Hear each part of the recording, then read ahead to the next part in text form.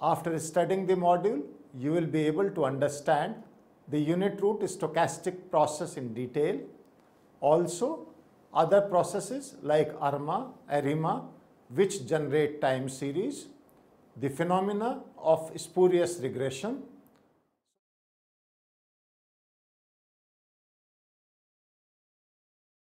So let us try to understand the process of time series generation.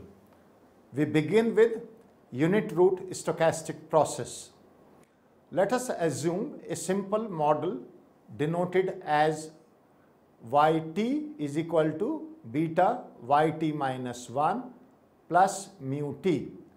Let us define it as our first equation. The mentioned model is the first order autoregressive model, that is with a lag of one time period. If in this case beta is equal to 1, then the problem of unit root arises in the model, leading to non-stationarity of the series. Therefore, a unit root process is so called because the value of the estimator of the first order autoregressive model becomes equal to 1. If, however, modulus beta is less than or equal to 1, that is, if the absolute value of beta is less than 1, then the time series yt is stationary. Let us understand the characteristics of unit root process. Shocks to a unit root process are permanent in nature and would not be eliminated even if the series takes into consideration, or the series as we look at it is converted into a stationary series. Also, a unit root process has a variance diverging to infinity. Let's understand the autoregressive process and discuss about it. The next type of process generating time series is the autoregressive process. Any series is said to be generated by an autoregressive process if it is defined as yt equal to beta yt minus 1 plus mu t. This mentioned model is the autoregressive model of order 1 denoted as AR1. This is so because we include one lag term of our endogenous variable yt, which is our yt minus 1. One important point to note here is that if beta is equal to 1, then the series becomes a random walk process or a unit root process as explained earlier. A series is generated by autoregressive process of order p, that is ARP, if we can denote yt as equal to beta 1 yt minus 1 plus beta 2 yt minus 2, so on up to beta p yt minus p plus mu t. In general term, we can define autoregressive processes as stochastic processes used to estimate the future values using the weighted sum of the past values. An autoregressive process assumes that the past values have an effect on the present values. Therefore, AR1 implies that the present value is based on the immediate past value, and AR2 implies that the present value is based on the past two values. A series is said to be generated by moving average if it is defined as under, which is yt is equal to mu t plus gamma 1 mu t minus 1 plus gamma 2 mu t minus 2, so on till gamma q mu t minus q, which is moving average model, is different from the autoregressive model in the sense that in the moving average model, the error term is regressed on the series, while in the autoregressive model, the regression is done on the lagged values of the endogenous variable. Therefore, a moving average process is the sum of random shocks or error terms. Let us now discuss and try to learn the differences between autoregressive model and moving average model in more details in this section 4.1. So we have the autoregressive models and moving average model. The difference is in the first model, regression is done on the lagged values of the endogenous variable, whereas in the moving average model, regression is done on the lagged values of the error terms.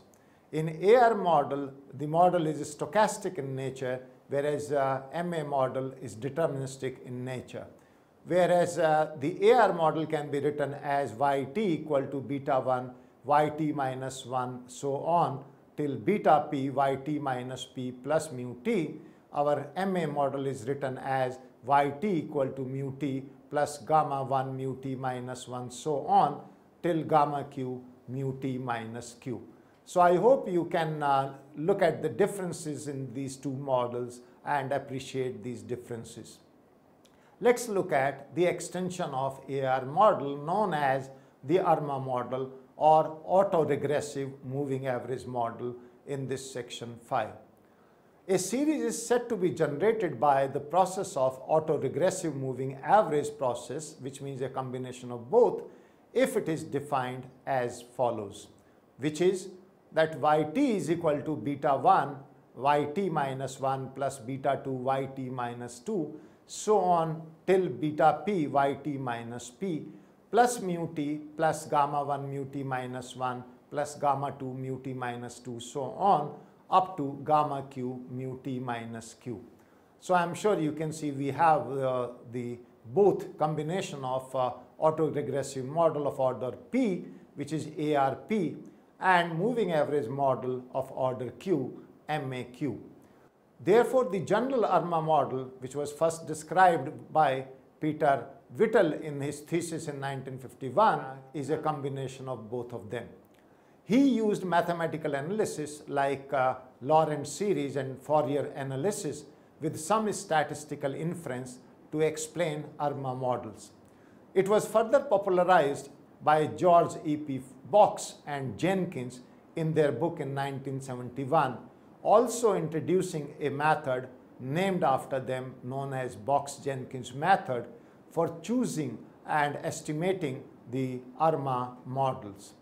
So the process of autoregressive moving average model can be summarized as ARP, which is, as we defined earlier, is yt equal to beta 1 yt minus 1, so on till beta p yt minus p plus mu t. We have MAQ, which is yt equal to mu t plus gamma 1 mu t minus 1 plus gamma 2 mu t minus 2, so on till gamma q mu t minus q. And we have also defined now ARMA PQ, which is nothing but a combination of these two and is written as yt equal to beta 1 yt minus 1 plus beta 2 yt minus 2, so on till beta p yt minus p plus mu t plus gamma 1 mu t minus 1, so on till gamma q mu t minus q.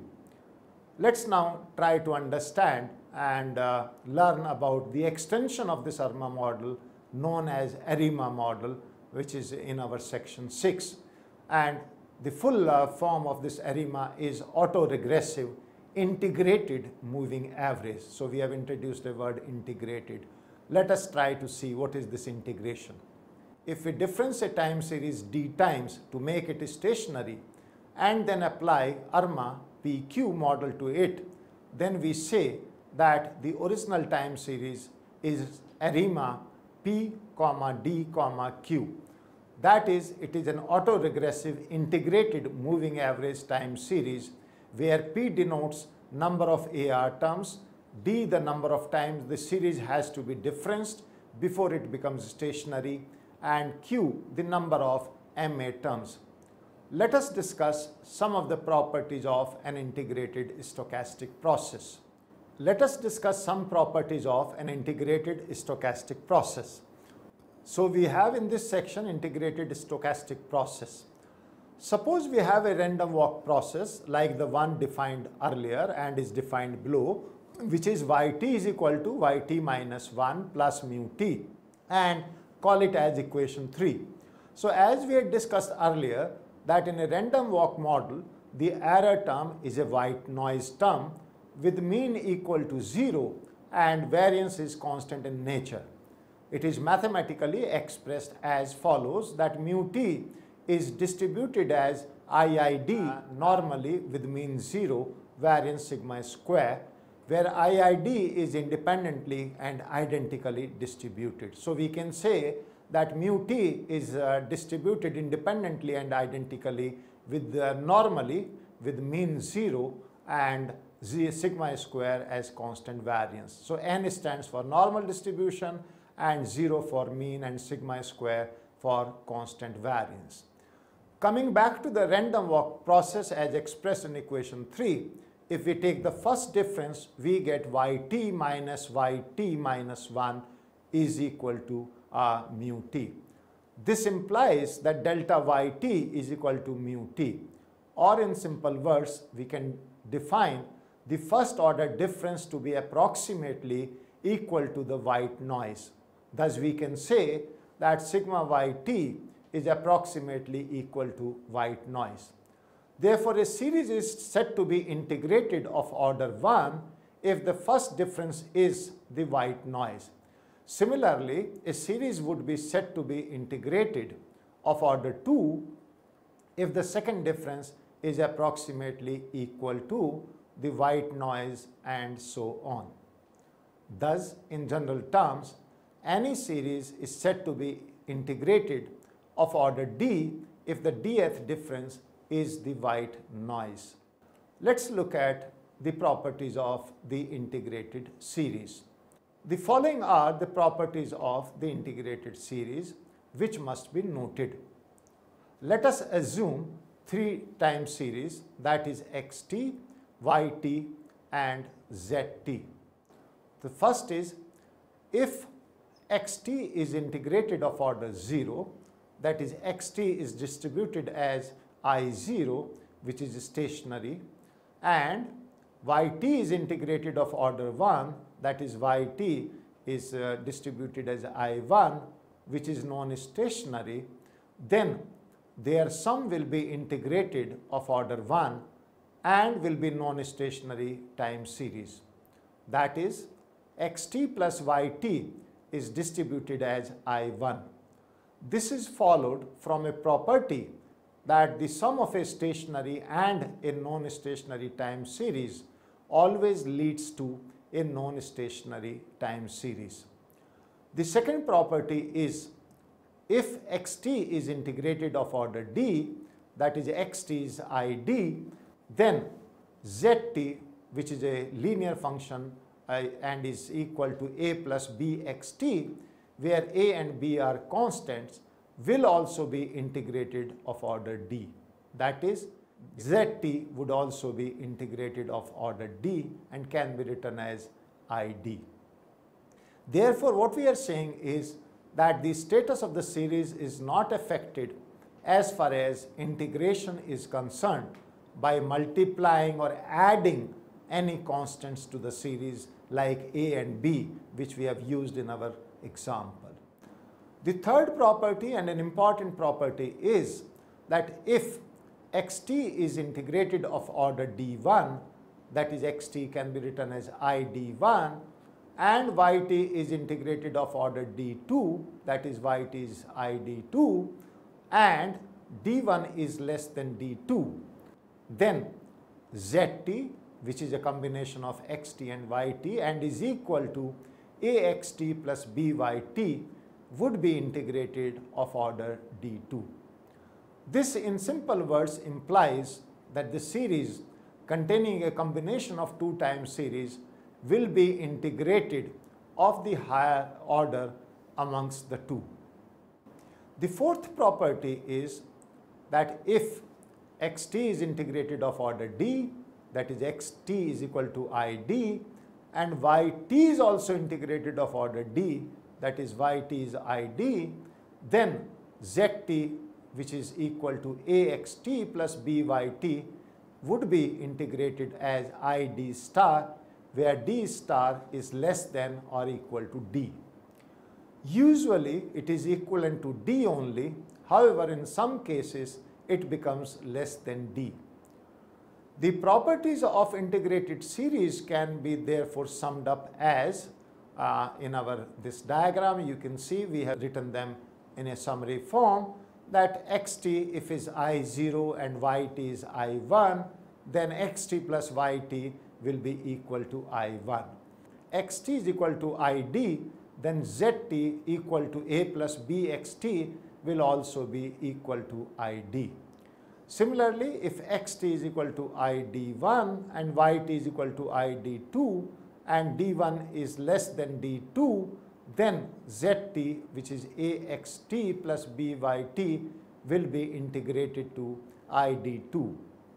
And in the end, or the last property is, we have mentioned that xt if is equal to id and yt is also equal to id, then zt, which is axt plus byt, will be integrated to d star, where d star may be less than or equal to d.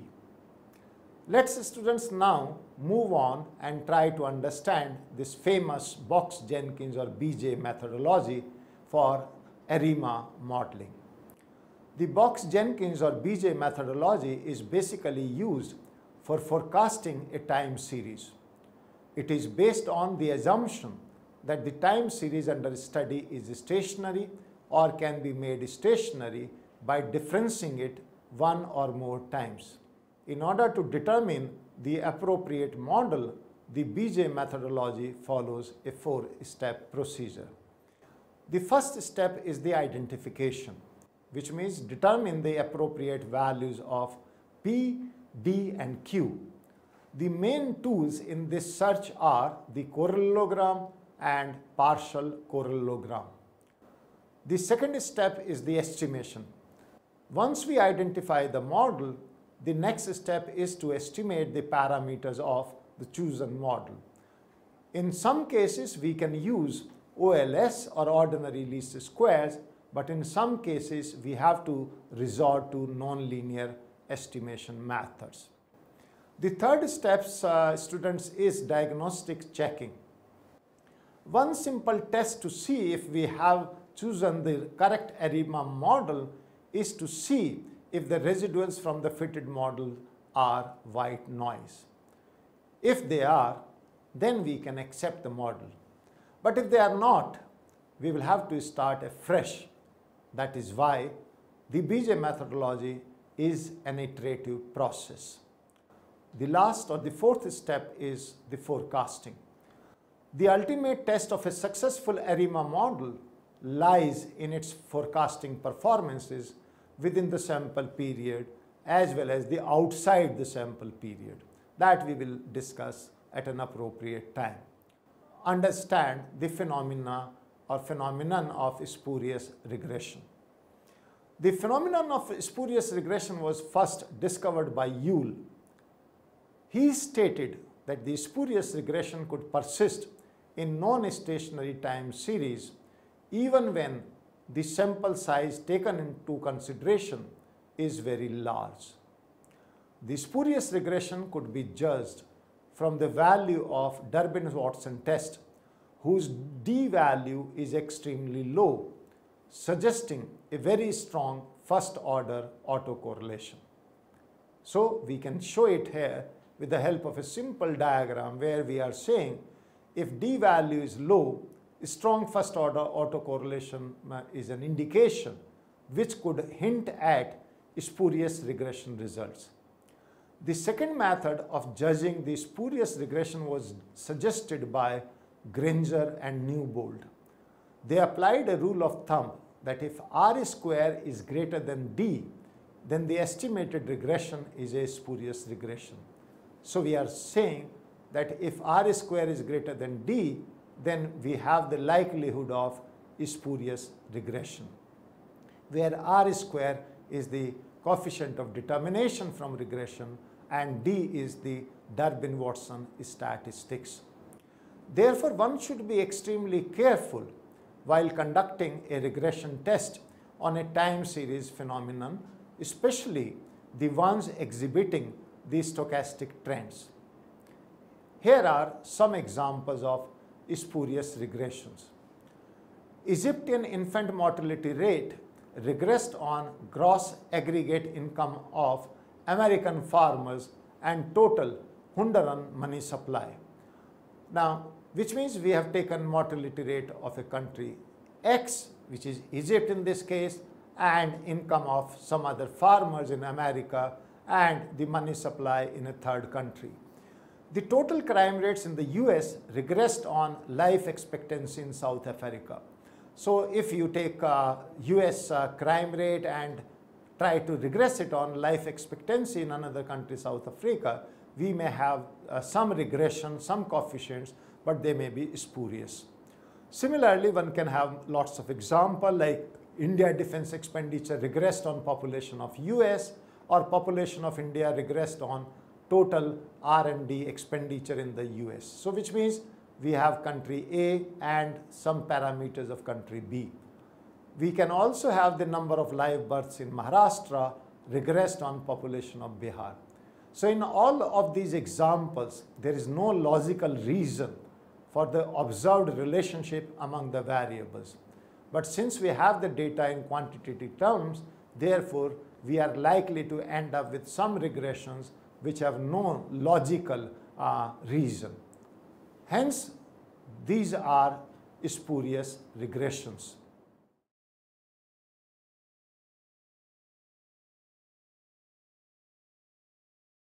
We have learned in this module about the unit root stochastic process, which has been denoted as yt equal to beta yt minus 1 plus mu t.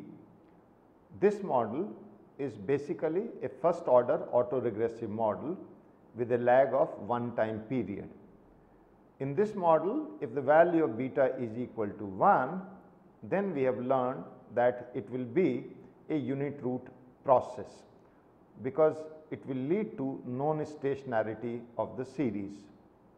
However, if beta modulus is less than or equal to 1, that is, if the absolute value of beta is less than 1, then we have learned that we can call such a series as a stationary series, which means yt in that case is a stationary series. We have also learned about the characteristics of the unit root process, where we have said a unit root process has a variance which may diverge to infinity. We have different types of models which we have learned. The one very important one is autoregressive process. In autoregressive process, we have said a series is generated by an autoregressive process if it is defined as yt equal to beta yt minus 1 plus mu t. This series is of the order 1 and therefore is denoted as AR1. However, this series can be extended and we may have autoregressive process of order p, which could be denoted as ARP. I am sure you would recall how we have seen that this series can be expressed as yt equal to beta 1 yt minus 1 plus beta 2 yt minus 2, so on till beta p yt minus p plus mu t, and we have defined this process as ARP, which is very important, and the order is p. We have also learned about the moving average series or a moving average process, and we have learned that a series is said to be generated by moving average if it is defined as yt equal to mu t plus gamma 1 mu t minus 1 plus gamma 2 mu t minus 2, so on till gamma q mu t minus q, and this is denoted as MAQ, where the order of moving average is q. I am sure you can also recall and appreciate that we have tried to distinguish between the autoregressive model and moving average model.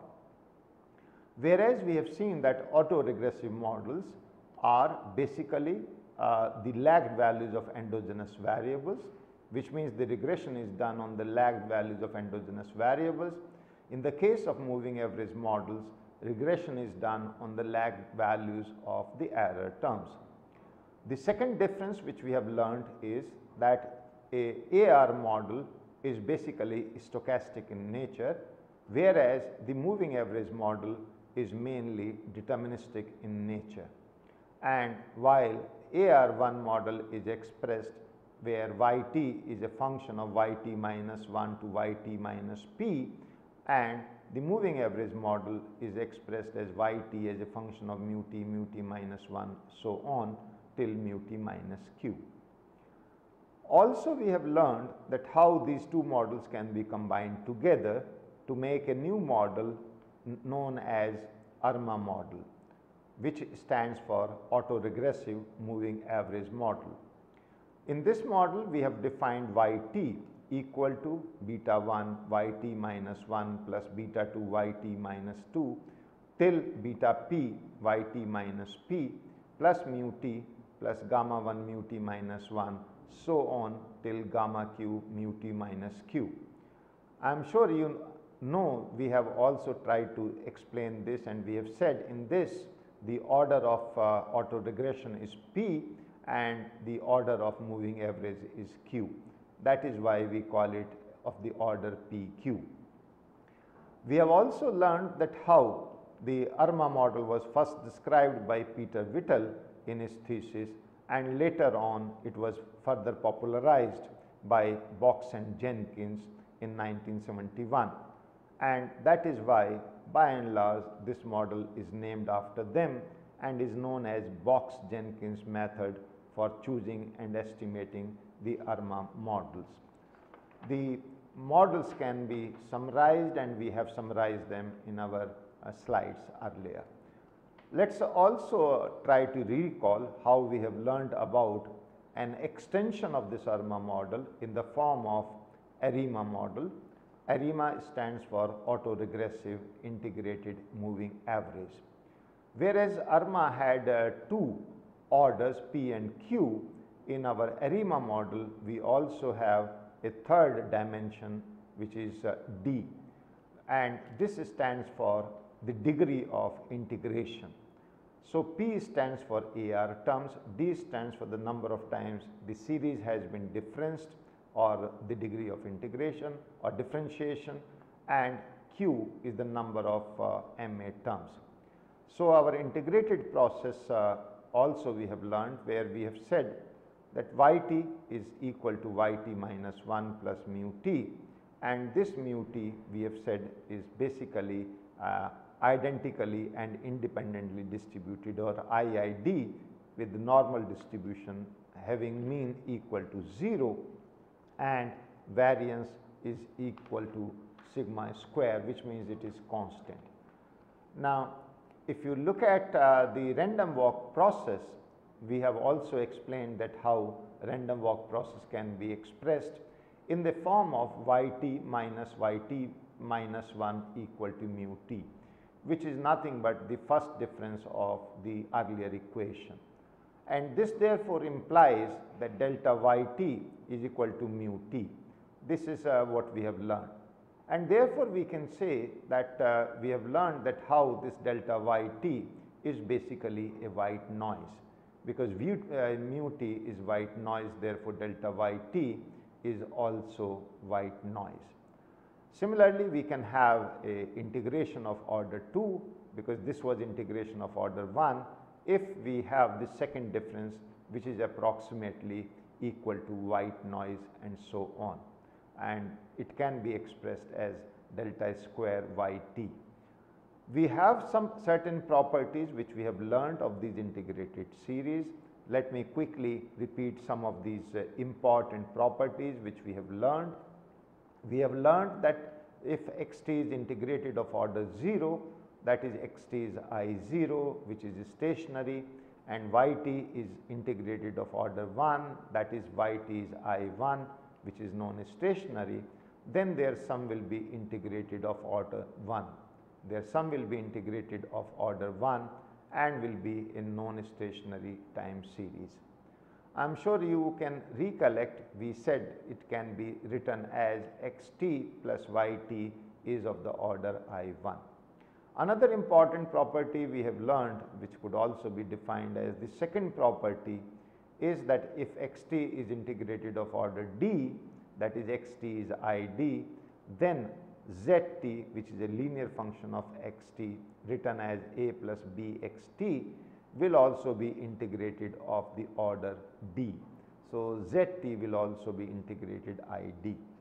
Similarly, we have learned if xt is id1 and yt is id2 and d1 is less than d2, then any combination of xt and yt, let us say zt, will be of the order d2. So, zt can be written as axt plus byt of the order d2. And let me remind you again that we have assumed that d1 is less than d2 or d2 is greater than d1. Another important property which we have learnt is that if xt is integrated of order d, that is xt is id and yt is also id, then zt, which could be axt plus byt, will be integrated of order d star, where d star has to be less than or equal to d. So, usually it is equivalent to d only, however, in some cases it becomes less than d. Another important thing which we have learnt so far is about the phenomena of spurious regression, where we have seen that how we may have spurious regression, and what we have said is if d value is low, then we may have strong first order autocorrelation and it could lead to spurious regression results. The another method which we have learnt of judging the spurious regression was suggested by Granger and Newbold, where we have learnt about a rule of thumb which says that if r square is greater than d, then the estimated regression is a spurious regression. So, I hope you can recall all these things which we have learned in this module. Thank you very much.